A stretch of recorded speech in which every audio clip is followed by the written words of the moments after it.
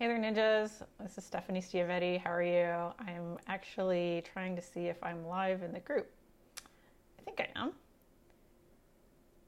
I don't know. I actually don't see the video. I guess I'm live. It says that I'm live, so I'm just going to keep talking like I'm live. Oh, I am live. Awesome. Okay. I'm going to take this little Post-it. I'm going to paste it over my face because I can't actually look at myself and talk at the same time. And I've actually got my computer going at the same time, so I'm going to pop open another window with the chat so I can see. Okay. Awesome. Hey, Megan, what's up? Woo! Alrighty, so I've got my computer down here and my phone. Oh, wait, why is this like super close up on my face? Hold on a second. That's not what I wanted. This stupid fucking phone. Oh, man. This is why I hate technology. I spent a whole lifetime in like technology, and this is why I left it. So I'm gonna put this Post-it back. Oh, that's why it's zooming in, because my phone is dumb. Hold on, now my fucking technology. You're just gonna spend the next half hour here listening to me curse at my phone. Okay, I think we are good and live now. Okay, so I've got my computer down here with the QA open. Megan's laughing. I'm laughing too. I kind of want to punch my phone right now. And then I've got the thread open with all the videos that people asked over the past week. And then I've got my phone here. So if you see me looking down, it's because I'm looking at the chat and I'm looking at the questions. It's not that I'm ignoring you. So let's see. Megan's here. It says there's 5 people here, but it doesn't say who. Okay, so I've got my computer down here. No, I do not want me talking at myself live. I'm going to mute my computer. Alrighty. Jenny's here. My cousin Jenny's here. What's up, Jenny? Hey.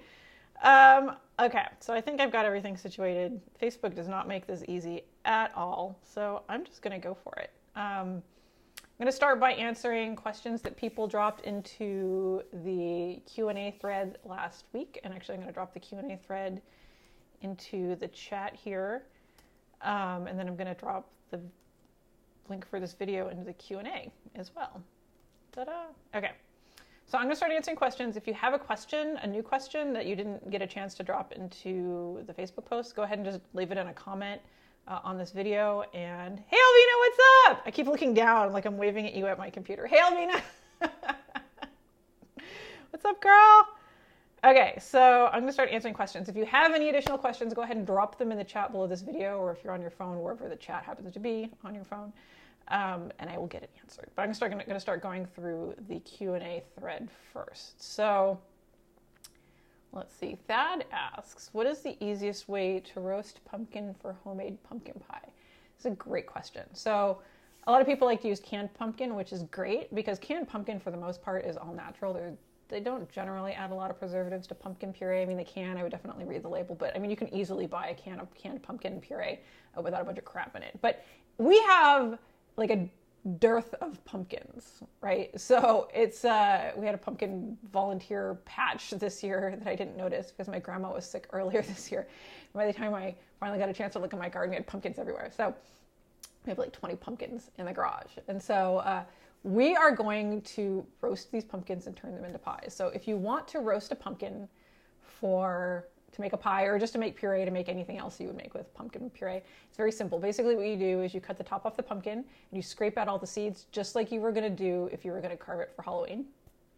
And you slice it down the sides, so you end up with these like kind of like bowed slices of pumpkin. And you probably want them about 2-3 inches thick. And then you gently brush them with olive oil or some other high heat oil.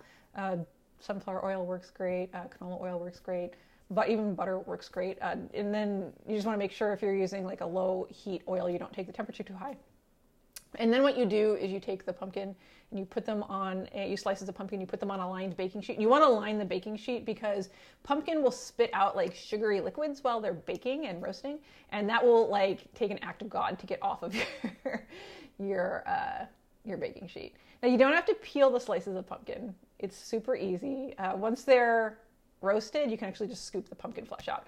So you put your slices of pumpkin on your prepared baking sheet. And you can even cut like the crunchy top off the top and put that on there as well and get all the pumpkin off of there as well. And then slide it in your oven, roast it at 350. Depends on the size of your pumpkin. I would check it I would roast it for about 30 to 40 minutes and then poke it with a fork and see how soft it is. A fork should pierce all the way through to the skin and through the skin really easily. And then when it's fully roasted, you just take a spoon and you scrape it all out of the skin, and then you put it in a food processor and you blend it until you have a puree. And voila, you have homemade pumpkin puree. And you can do this with pumpkins that you bought at the grocery store or pumpkins you grew yourself. Although, a thing about buying pumpkins at the store, since it's past Halloween, there might not be a ton of pumpkins at the grocery store. Not all pumpkins are tasty. Like, some pumpkins are specifically grown for jack-o'-lanterns. And they may or may not taste good. So if you're buying a pumpkin at the grocery store, ask the produce person what the pumpkin tastes like, and they should be able to tell you. If they can't tell you, then they need to find a new job because they don't know the produce very well. If Amber is here somewhere, I'm sure Amber will comment on pumpkins because she actually works, she's a produce manager at a grocery store, and Amber has like the best job ever. And that's it. Like, roasting pumpkins is actually super easy. You can do the same thing with butternut squash. You can do it with any winter squash. And actually, you can make a pumpkin pie with any winter squash you want. In fact, I saw a really great recipe just yesterday that I want to try. It's making a pumpkin pie, but using corn instead of pumpkin. So you basically take the corn and you cook it and you puree it like you would pumpkin, and then you make a pie with it using the same pumpkin pie recipe. And it sounds freaking divine. I'll bet you it tastes like Captain Crunch, which is like my favorite kid's cereal ever, minus the whole like mouth cut up scratchy thing. So I hope that answers your question. Let's see if we got any comments. Megan says, what? Yeah, it's super easy. And you can, like I said, you can use any puree that you want. You can puree any starchy vegetable too. If you really wanted to. I don't know what you would want to. You could make a pumpkin potato pie or a potato pumpkin pie. Be kind of a... Alvina says, I remember the first time I made a fresh pumpkin pie. Everyone commented on the color because it's darker than the store-bought pies with orange food coloring. Absolutely. So like pumpkin pies from the grocery store or canned pumpkin is bright orange. Like, that is not the natural color of pumpkin in many cases. Pumpkins can go anywhere. Like, they're often orange when you cut them open, but they could be yellow. They could be like any shade of apricot. But once you cook them, they tend to turn just like a brown, just like any other vegetable that you're roasting. So yeah, your pumpkin pie will not be orange. I guess if you really wanted to, you could add some orange food coloring to it, but I wouldn't recommend it because ew. But if you really want a bright orange pumpkin pie, go for it. I won't judge, I promise. Megan says, it totally makes sense, though, because my smoothie cake can be made with any puree, so why did I never think about pie like this? Absolutely. Like, could you imagine making a cake with corn puree? It would taste like Captain Crunch. Holy shit, that would be freaking amazing. I wonder, Actually, I wonder if you could make like an apple pie, like a pumpkin pie, like puree apples or pears. I don't know, like apples and pears are pretty starchy, but they're also pretty liquidy. I don't know, that might be interesting. If you were to do that, you'd have to roast. Actually, if you roast the apples, it would roast a lot of liquid out of them, and you might be able to make an apple pie using pumpkin pie style. Somebody needs to try that and make it, because I'm not a huge apple pie fan, but that sounds freaking delicious. Megan says, oh my God, Captain Crunch cake, yes! Oh, I'm having an out-of-body experience right now just thinking about a Captain Crunch cake. Thad makes a Captain Crunch, well, just a corn-flavored ice cream with a raspberry coulis over the top, and it tastes like Captain Crunch with crunch berries, and it's fucking delicious. Runs around screaming, ah! Absolutely. Alrighty, let's see, what other questions do we have here? We had a couple comments underneath the pumpkin.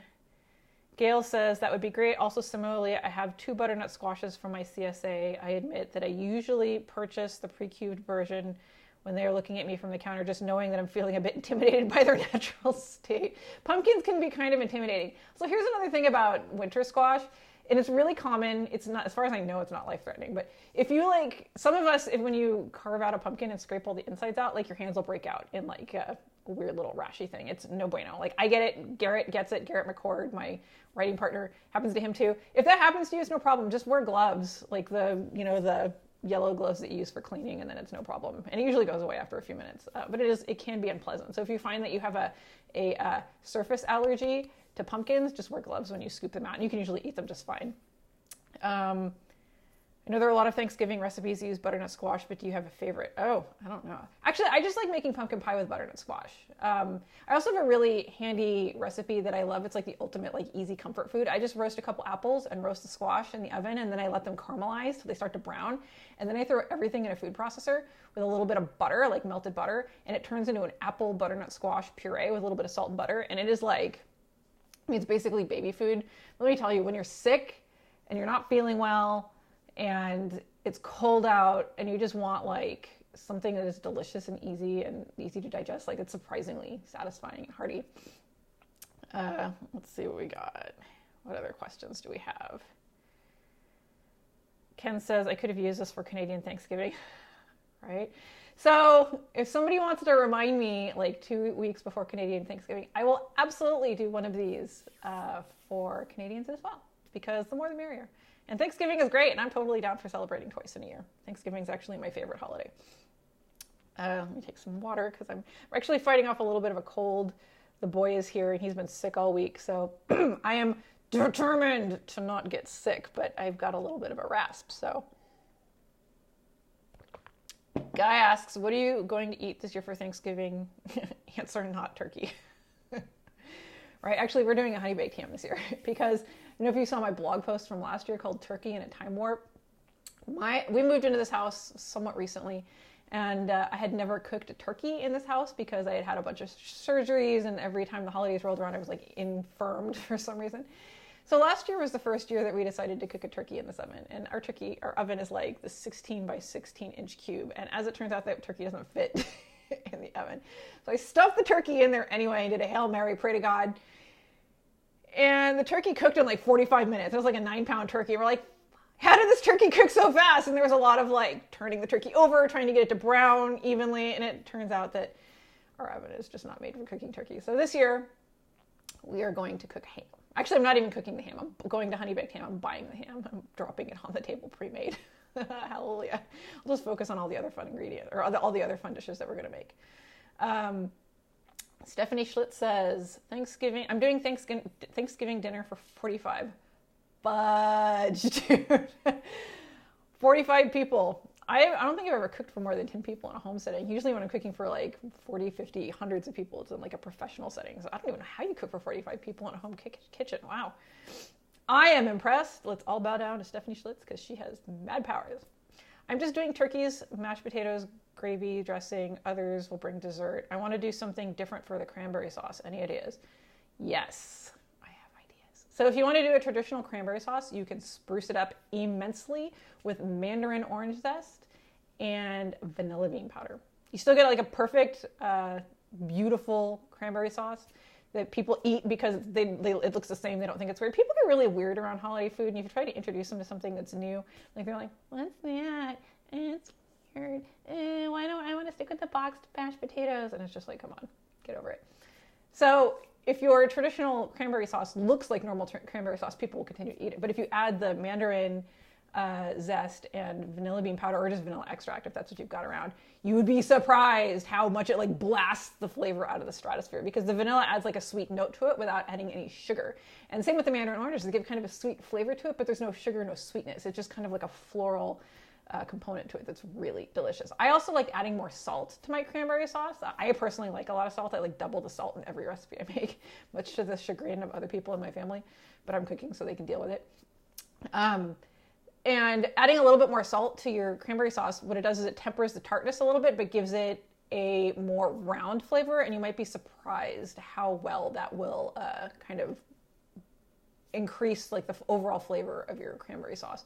Another thing I've done in the past is I've actually, like I said earlier, roasted butternut squash so that it is, you get nice browning, nice caramelization, like where it's stuck to the pan, like beautiful, beautiful browning flavor. And if you're in the Fearless Cooking Club, you're going to hear me say this 1,000 times a day. Browning is flavor, browning is flavor, browning is flavor. Don't be afraid to brown things. Don't burn them, because burning is right behind browning. But as a home cook, we need to pay attention to what we're doing. And browning is the best and easiest and most effective way to get more flavor into your food, working with the ingredients you've already got. Right? Remember, time is an ingredient. And when you're using thyme as an ingredient, you cook things for a little bit longer, a little bit slower. You might be surprised how much more flavor you can coax out of them. So what I've done in the past to really increase the flavor of my cranberry sauce is I've taken cranberries or apples or even butternut squash, and I've roasted them in the oven so they get super, super brown, pureed them, and thrown them into the cranberry sauce. You don't want to add so much that it alters the flavor of the cranberry sauce, but you might be surprised at how much flavor it will add to the cranberry sauce while still not weirding out the people at your table who will not go above and beyond the call of traditional sauce. So yeah, those are my tips for cranberry sauce. Let's check the comments and see what we got. Elvina says, 45, holy shit. Oh my God, I would die from anxiety. Yeah, I agree. Cooking for 45 people in a home kitchen sounds like a special slice of hell for me. But Stephanie Schlitz, you are a freaking ninja, and I really hope you'll report back and let me know how you did it, because like I said, I've only cooked for that many people in a commercial kitchen. So how you squeeze 45 people's worth of food out of it, like a regular little home kitchen, unless you have like a monster gourmet kitchen, in which case I want to visit. So I'll be at your house soon. Alvina says, confession, cranberry sauce is the only thing I don't make fresh. It's canned, sliced, and chopped up. No, absolutely, dude. That is the cranberry sauce everybody loves, right? There's no shame, no judgment. Like, I do not believe in dogmatic diets, right? Like, people eat what they want to eat. It's none of my business what you put in your body. It's none of your business what I put in my body, right? Canned cranberry sauce, like, how many times a year do you have it, honestly? Once, maybe twice for Christmas as well. Like, who cares if you like the cranberry sauce, the canned cranberry sauce? It's great. Like, that's what I grew up on. I love canned cranberry sauce. If you want to go canned, is that a word? Canned? Go all the way. Let's see what we got for another question. Ray asks, is there a shortcut or an app or something that helps me with time management for Thanksgiving? I always seem to screw up that part, and I'm either trying to juggle oven space or waiting on one dumb thing to finish because I should have started that one thing earlier, but there wasn't any room. Every year I feel like if I had just started this earlier, but that one thing changes every year too, so it's not a big help. This is where planning is so effing important. I'm really not sure how much I should curse on this. I curse a lot in everyday life, but every once in a while somebody reaches out with hate. Actually, fuck it, I don't care. This is where planning plays a really important role, right? So everybody has their favorite dishes that they want to make for Thanksgiving. And they're like, this seems to be the time of year where they throw like new dishes into the fray. They're like, I want to make this thing I've never made before, and I'm serving it to all the people that I am most insecure around, which is just a recipe for failure. So first of all, bit of advice. Do not make a recipe for a holiday for the first time on the holiday itself. Like, it is just a recipe for disaster, no pun intended. Because if you've never made this recipe before and you're already behind the 8 ball because you're making a bunch of different stuff and you're stressed out because there's people who are coming to dinner and you care about their opinions and you want everything to be perfect, like, I guarantee you're going to fuck that recipe up, right? Like, it's just not going to turn out the way it should. So do not make a recipe for the first time on the holidays. That is just, I think I have a blog post about this somewhere. And it's like, you want it, the first time you make a recipe, you always want to make it at home with yourself and somebody else who's maybe like going to give you like an unbiased opinion but not make you feel like crap about it. So do not make new recipes for the holidays on the holidays. As for like making sure that everything's like cooked, this is where planning is really important because, like I said, we all have our favorite Thanksgiving recipes, and I get it, I totally get it, but like sometimes you need to adjust a little bit, right? So if you're making stuff that has to be made day of, you probably want to change your plan a little bit. So it's really a smart idea to pick a couple recipes that you'll be making for Thanksgiving that you can make the day before or even a couple days before. So like every year for the holidays, for Christmas, I go to Garrett's house with his mom and family and like a big, happy, foodie family. And I make a big, beautiful cake. And I make that cake a couple days ahead of time because come Christmas Day, like, I am not working, right? Like, I don't want to work. I'm going to have other stuff I already have to do. Like, I don't have to make a cake on top of everything else, right? Pies can be made a couple days before. Mashed potatoes can be made a couple days before. What else? Stuffing can be made a couple days before. I know people, if you're stuffing the turkey with stuffing or dressing, it can't be made the day before, but I have a whole bunch of opinions on that and why stuffing a turkey or chicken with dressing and stuffing is a huge, huge risk for salmonella, but I will save that for another Q&A. So if you're making your turkey or your stuffing outside of the bird, you can make that a couple days before. You'd be surprised how many dishes can be made the day before. Cranberry sauce can be made like a week before. Yeah, I mean, there's a lot of stuff that can be made the day before. Like, I highly recommend preloading your game by cooking on like Tuesday and Wednesday. And, chopping vegetables a couple days before, chop potatoes, chop your squash, chop your vegetables, and put them in the fridge. And if you don't know how to store vegetables, I actually have a free veggie training that will tell you exactly how to store your vegetables properly so they last longer and don't turn into weird, gross science experiments in the fridge. If you want, I'll drop a link for that down below.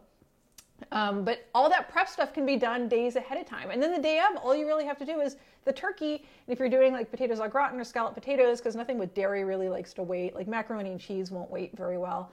Dairy in general, it's not that it doesn't like to wait, it doesn't like to be reheated, right? So dairy is an emulsion. So if you make something with dairy in it, with cheese or milk or whatever, and then you try to reheat it, odds are you're going to break the dairy and you're going to end up with weird clumpy curds and whey, and it's not worth it. Stuff with dairy you want to make the day of. Now, here's another really useful fact, and this is a Thanksgiving shopping thing, and I'll drop a link to it below. My grandmother did this really brilliant thing, and I found it in her recipe box when she died, and I was like, wish I'd known about this 20 years ago. But basically what it is she makes a list of all the ingredients she's going to need for Thanksgiving. And then it's basically a chart. So long it's like eggs and flour, you know, whatever else she needs, green beans, whatever. And then she has a list down the side of like the things she's making. So it'd be like stuffing and cookies and whatever. And so what she'll do is she creates a grid. And so she's got like eggs here, and she's got, you know, like a gratin here that needs eggs. Although I don't know why a gratin would need eggs. And like the stuffing maybe needs an egg, and maybe the cookie that she's making needs an egg. So underneath the egg column, she wrote like 1 egg for this, 2 eggs for this, 3 eggs for this. And then she totals them at the bottom. So then it's like 6 eggs total. And I was like, Grandma is a genius. Grandmas are geniuses, right? My grandma was a genius. So that's another great tip. I'll see if I can find it and scan it, and I'll drop it in the comments. Let's check the comments. But speaking of comments, let's see what we got. I get so distracted talking about food, I forget that there are actual like live people here. Megan says, you be you, boo. Absolutely. Eat whatever you want. Don't give people shit about what they eat, and then they probably won't give you shit either. And if they do, then just ignore them because they're not nice. Megan says, I have to make dessert for 50 because of course. Megan is a professional baker. Megan, I have difficulty feeling simply because you know exactly what you're doing. You're a total badass. But yes, 50 people is a lot of people to bake for. Ouch. I'm glad that all that can be done early. Cakes can be frozen for up to 6 months. Yeah, so that's another thing, right? Like if you're making pies, cakes, those mother effers can be frozen, right? Frosting, you can freeze a frosted cake. You got to be real careful. You can't really fuss with the frosting after it's been defrosted, depending on the kind of frosting and what you're going to do with it. But you can make the cake ahead of time and wrap it up and freeze it. So at least you don't have to bake the cake like day of. And then you make the cake the day before your big event, and then your cake's done. And actually making and constructing a cake the day before is good news and good eats, because what happens is it allows like all the flavors from the frosting and the cake to kind of meld, kind of like how lasagna is better the next day. It's a good idea to make a cake the day before as well. Pies can usually easily be frozen with no problem. Biscuits and stuff can be made the day before and then tossed back in the oven for just a few minutes to warm them up a little bit. And you'd be surprised how much stuff that you can make ahead of time on Thanksgiving. But if you're trying to cook as much as you can fresh on the day of Thanksgiving, like you're just setting yourself up for failure. And like, here's a little bit of insider jargon or tip that most people don't know about. 99% of the stuff that you're eating in a restaurant isn't fresh. Right? So when we work in restaurants and we work the line, we're prepping the vast majority of that stuff ahead of time. We're cooking it halfway, and then we are cooking it the rest of the way right when you order it, right? Because there's no way that I could have your chicken breast and your green beans and your mashed potatoes already at the same time and your gravy, and then 5 other people who ordered the same thing and the 6 other people who ordered the steak and the 1 guy that ordered the fish. Like, there's no way I could have that all done in a restaurant unless most of it was prepared most of the way ahead of time. So like, it's a good tip to take home as well, right? Just remember, in restaurants, the food that you go out and you pay so much money to eat and you love so much, a lot of that stuff's been prepped earlier in the day and then finished cooking right before you ate it. So take a tip from the pros. And actually, one more tip that I really like for Thanksgiving that I often forget to tell people about is blanching vegetables the day before. So you take all your veggies, like your broccoli, whatever veggies you want to have if you're serving them on the side, green beans, you blanch them for like 30 seconds in boiling salted water, flash them or shock them in ice water immediately. You literally take them from the hot boiling water, dump them in a bowl of ice water with ice in it, like actual floaty ice cruising around the bowl. And then once they're cool, you fish them out with a strainer and put them in the fridge, and they will last overnight. And then when you're ready, right before you're ready to serve your dinner, you literally drop them back in a pot of boiling water to bring them up to temperature, or you can saute them in a pan with a little bit of salt and olive oil, and they'll be delicious. Because veggies don't like to wait. Like, those are going to be like your X factor, right? You make the veggies, and then you let them sit there for 20 minutes till somebody figures out how to carve the turkey, because nobody's ever done a good job at it, and suddenly you've got like a puddle of broccoli. So blanching and shocking your veggies the day before is a really great tip, and then cooking them right before you serve them is perfect. That's what we do in restaurants, and you love our veggies in a restaurant, right? Let's see. Megan says, pro tip, freezing cakes actually make it taste better and gives it better texture. Yes, absolutely. It's actually a lot easier to work with because, I don't know, like if you're into torting cakes, so torting a cake is like cutting the top off so it's completely flat and then maybe trimming off the edges so it's perfectly round. It's a lot easier to work with a chilled cake than it is to work with a room temperature cake. Although working with a frozen cake is a special slice of hell. I've tried slicing a frozen cake and it doesn't work very well. So working with refrigerated cakes is really great. So if you take your cake out of the freezer the day before you're going to construct it, let it sit overnight in the refrigerator, still wrapped in the plastic, it should be perfect to work with. And I lost my little Post-it. I'm going to put it back on the phone because I can't look at my face Oh, I'm zoomed in again. We don't want that. No one needs to see my pores. Thank you. Alrighty, what else we got for questions? Oh, and also I dropped a chart in the chat for Ron, and I'm going to actually drop it here in the, hey Doug, what's up? I'm going to drop it. Ooh, that is a long, ugly link. Hold on a second. I'm going to drop this link in the chat for anybody who's watching. This is a really amazing Thanksgiving planning chart from CookSmart. Jess Dang, who is a total meal planning ninja. If you're looking for a meal planning service, CookSmart, great service. I think at cooksmarts.com. Anyway, I just dropped a link in here. It's like a Google Docs spreadsheet, and it'll help you plan everything that you want to plan out for Thanksgiving. Alrighty, let's see what we got. Oh, also, you know what? I'm going to drop the link to the veggie training as well. I don't know where it went. Hold on. Okay. So I'm dropping a link in here. If y'all want like some badass ninja vegetable training so that you can up your vegetable quality for Thanksgiving, because like, let's be honest, 99% of the time the vegetables are the least popular thing on your Thanksgiving table, right? Nobody wants to eat the Brussels sprouts. Nobody wants to eat the spinach. I do. I love them. This veggie training that I just dropped in the comments, boop, magic of internet, will teach you how to cook ninja, or how to cook ninjas. Do ninja, roast ninja. Teach you how to cook vegetables like a freaking restaurant chef, because that's where I learned. So grab that little link in the comments and learn how to cook your veggies. Let's see what else we got. Laura says, in the days when I had lots of people to feed at that time of year, pies would be great made a day ahead. Garnet yams would be roasted a day ahead. Dough for dinner rolls would be made a day or two ahead and refrigerated. That's all I got. These days, we don't even bother with all of that since there's only two of us, right? Actually, the holidays become much less stressful when there's only like 2 or 3 of you. But Laura makes a really good point. Actually, Laura is married to a professional chef who works at a very fancy hotel in San Francisco. And so I'd love to sit down and talk to him some more, because I'm sure he's got some stories. But I mean, she's right. Like roasting your vegetables a couple days ahead of time. Roasted vegetables tend to last pretty well. Like sauteed vegetables do not. But if you're roasting veggies, roasting them a day ahead will work great. If you need roasted vegetables for some other recipe, that works really well. You roast them the day before, and then you finish cooking them the rest of the way the day of, or even the day before if you roast them the day prior to that. So like I said, preparing for Thanksgiving and Christmas dinner is all about planning. Do not try to cram a bunch of shit into the holiday, because A, you're not going to enjoy your holiday. B, you're not going to enjoy the people that are in your house, right? And that's the whole reason, right? Is to be around family. Like as much prep work as you do ahead of time, you're going to enjoy your holiday that much more. It's going to be that much less stressful. And like I said, if people in restaurants where you're paying, $50, $60, up to $300 a plate for are pre-cooking your food like the day before or earlier in the day, then you can too, and you're in good company. Let's see. Kelly says, Thanksgiving is a great time of year to show off your new vegetable cooking skills. Hallelujah! Grab that veggie thing below. I just dropped it in the comments. Stephanie says, funny how I forget how delicious butternut squash is and makes a yummy Thanksgiving side. Oh, she's got a great recipe in here. So she roasts her butternut squash, peels it, cubes it, a little bit of extra virgin olive oil for seasoning, Parmesan cheese, and roast for 40 minutes at 375 degrees. That sounds amazing. And actually, Gail had asked about butternut squash, so I'm going to tag her here in this. Gail, check out this recipe that Stephanie, I cannot type, and my sinuses are draining. Mentions above. Okay. Sorry guys, I took a pill earlier and I think it's wearing off. Alrighty, I think we have cleared out all of our questions, which is good because my laptop is at 17%.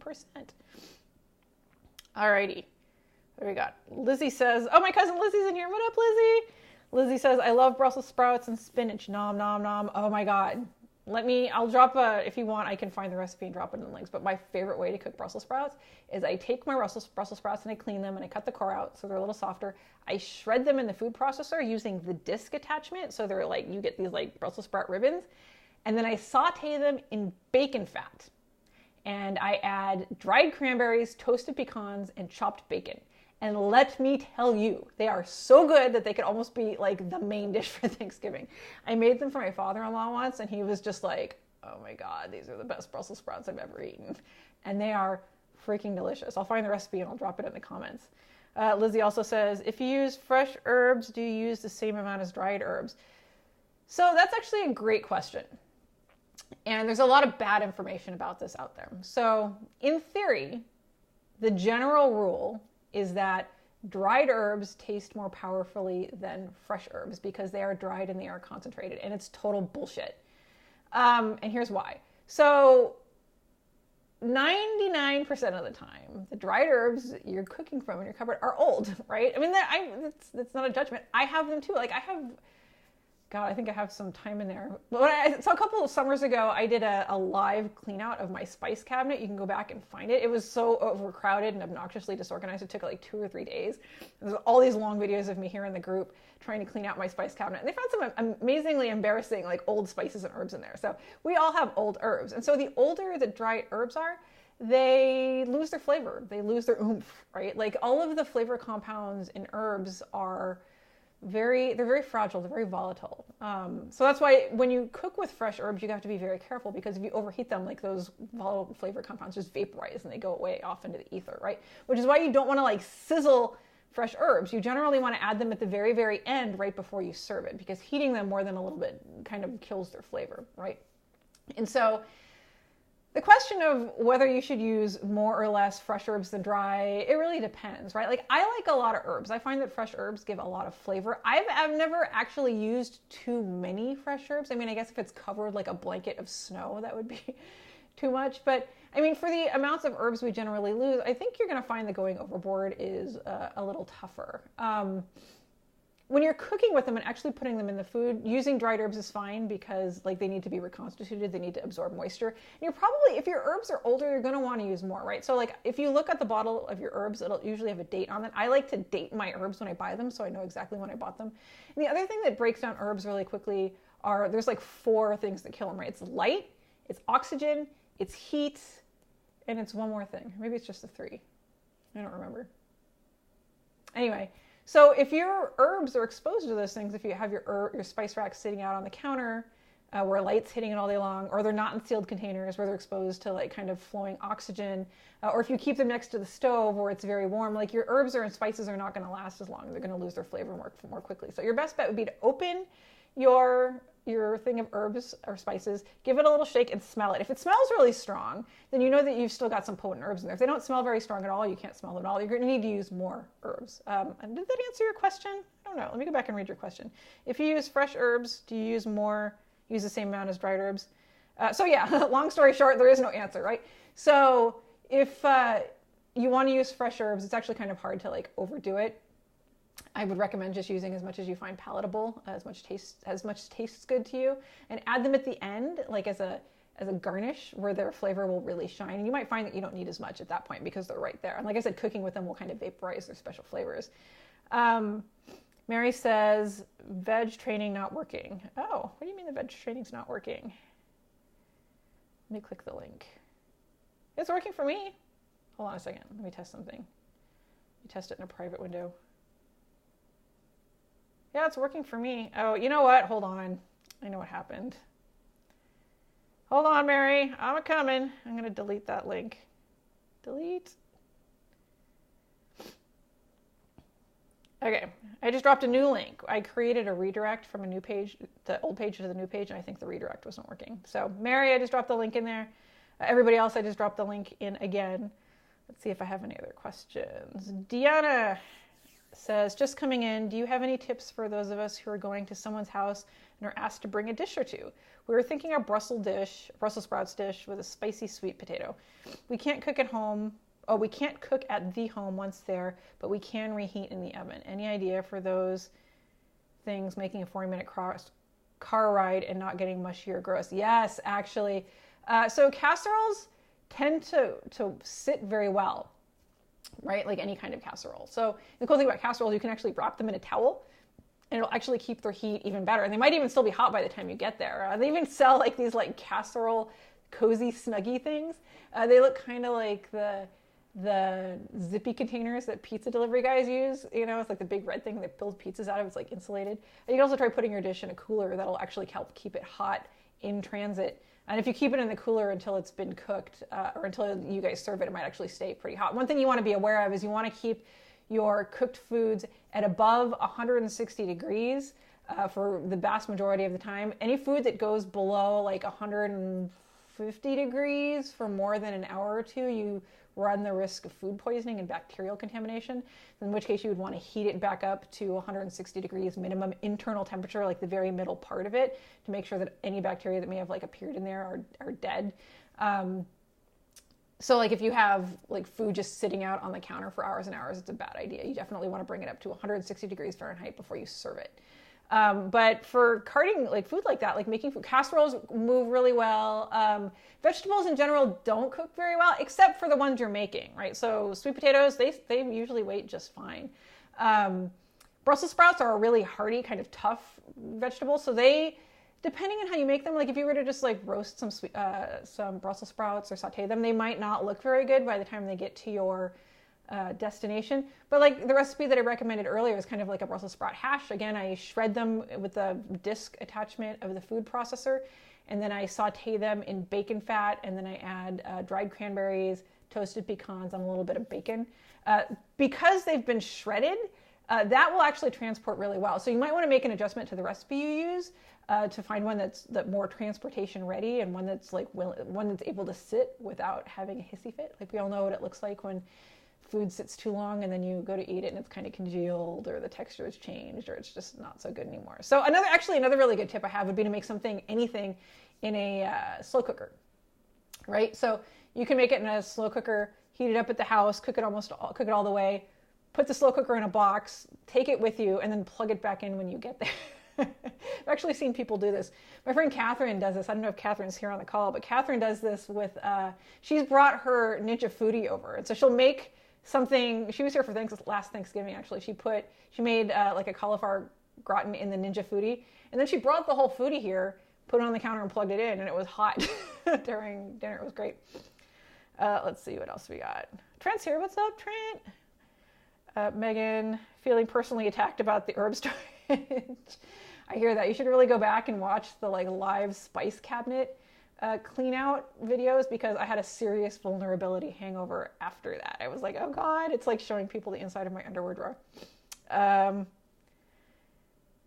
Lizzie says, thanks for the info. Woo. Lizzie asks, we have and use one of those casserole totes. They're awesome at keeping our food hot. Yes, those casserole totes, like people see them and they're like, that's for old ladies. No, they're not. They're for anybody that like cares about the presentation of their food when they arrive at their destination. And actually they're really handy for preventing spills as well. Like, I don't know if you've ever like brought food from point A to point B and dropped it, or had it splorp over in the car, and it's a complete and utter clusterfuck. It's a bad scene. But the cozies that they make for casserole dishes often have handles, so they're really easy to transport, and they're hot, or the dish is hot, so it's protecting you and your car and everything else from the hot dish. It keeps the dish itself hot. They're actually really incredible. They sell them on Amazon. If you want, I can drop a couple of links down below for cozies. Greg Massa joining. What's up, Greg? I don't know if any of you know Greg Massa. He grows the world's best rice. Massa Organics brown rice. I buy it from the farmer's market. I get it in Napa. It is the best brown rice I have ever eaten. Highly recommend it. Deanna says, thank you for the shredding idea. Yes, we love Brussels sprouts, but they look awful after making the drive. That's the problem with vegetables, right? Vegetables are great, but they're very like little snowflake delicate flowers, right? They're, I feel like vegetables should, they need a trigger warning for everything, right? Because vegetables just are not very flexible. Vegetables don't like to transport. They don't like to wait. They're very uncooperative. So if you adjust the way that you're going to prepare your vegetables, like you shred them or you puree them or you change them in some way physically, mechanically, then they won't be so obviously, it won't be so obvious that they sat there and waited, right? And so like, honestly, if you have like shredded Brussels sprouts, if you have like 30 seconds at the house that you're going to be eating them at, you can just throw those babies back in a hot saute pan or a cast iron skillet, like over high heat, like saute them and shake them for like, a minute or two, and bam, they're going to be good as new. Greg says, thanks for the shout out. You got the best rice, dude. Can't beat it. Alrighty, I think I've got all the questions answered. I'm getting a little hoarse. If anybody's got any questions, now's the time to drop them in the chat. And I'm actually going to find that Brussels sprouts recipe while I give you guys a few more seconds to ask questions. And I'll drop it in the chat. Brussels sprouts. Whoops. Brussels with an S. It's actually really weird to be typing while I'm recording. I feel a little self-conscious. Okay, here we go. Oh, actually in my recipe I add dried apricots as well. I'm fancy. Alrighty, here is the Brussels sprouts recipe. And this recipe is super flexible. Like and this recipe is like walnuts and persimmons and apricots. But I usually make it with like dried cranberries or toasted pecans. I throw bacon in here. You can actually throw whatever you want in here. If you're vegan or vegetarian, you can throw sauteed tempeh in here, TVP, texturized vegetable protein. It's got a good like sear on it to give it some good brownie flavor. This recipe is like incredibly flavorful and incredibly flexible. Like you can't really beat it. You can do whatever you want with it. It's actually really hard to mess this recipe up. You can throw apples in it. You can throw mandarin oranges in it. You can do whatever you want. So let's see if I got any more questions. Cozy link. I am happy to provide a cozy link, Deanna. Hold on. Let me find a... There's actually one I like. Casserole cozy.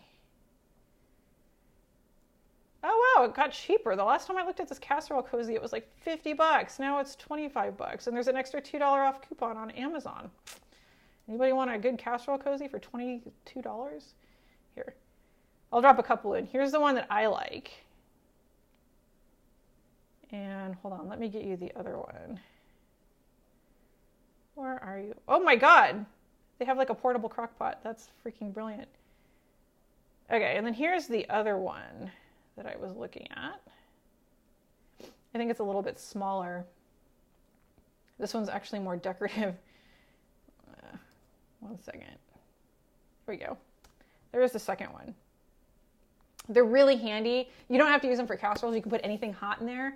What I've done in there is I've actually taken metal bowls and then I cater wrap them. And when I say cater wrap, this is actually another really good tip if you're going to be transporting food for Thanksgiving. So I used to work in restaurants, and so I have an enormous roll of, actually I'll get it. Let me see if I can drag my microphone. 1 second. I have an enormous roll of commercial plastic wrap. And it looks like this, right? It's huge. And I get it from Costco. And the reason why we love commercial plastic wrap is because you can cater wrap things. And so to cater wrap something means to not just put plastic on top and push it around the top, which inevitably leaks. To cater wrap something means you wrap it and hermetically seal it so that if it were to twist or bump or whatever, it would not spill and root to your catering gig. And so you do this, and you can do this with home plastic wrap as well, is you pull out a really, really long piece of plastic wrap, like halfway down the counter, and you put your food in the middle of it, the bottom of your food, so your pan or your bowl or whatever is sitting in the middle of it, and you take the plastic wrap, and you bring it over the top, and you wrap it all the way around.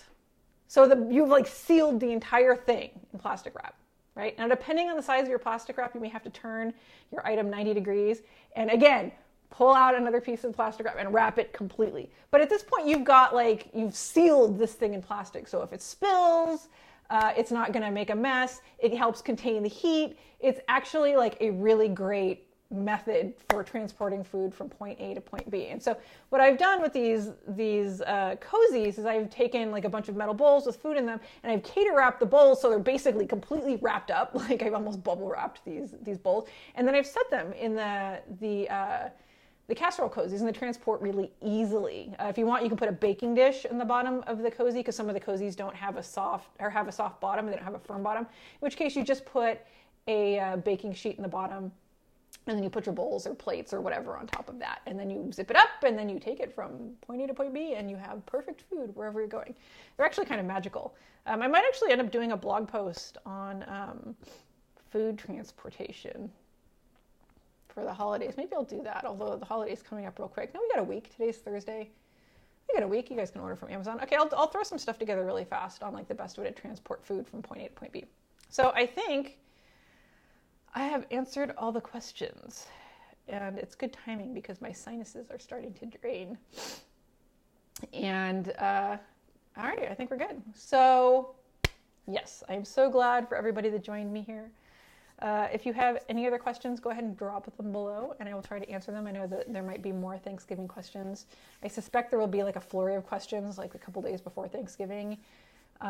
Be sure to drop them in the group.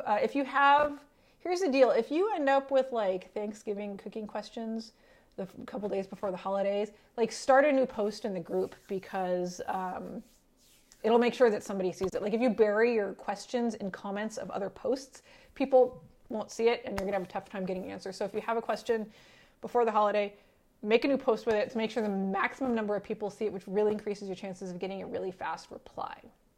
Because sometimes the group can move really quickly. We get a lot of people in there. There's almost 2,000 people in the group. Everybody has great questions. And when your questions are buried, they're just hard to find. So start a new post. We'll get your questions answered. Megan says, this was so fun. Thank you. Thank you for being here, my dear Buttercup. Deanna says, I'd love a transportation post. Thanks again. Awesome. I will do that then. I'll create like tips and tricks and tools for effective transportation of food. Megan says, I'm going to go make all the puree pies and Captain Crunch cake now. Okay, report back. Post pictures in the group because I'm really excited to see how this turns out. Megan, if you don't know her, Megan Leal is a master vegan baker. She's a great baker. She ran until recently her own bakery until she decided to focus on her food blog, which is Cooking on Caffeine, and I highly recommend you check it out.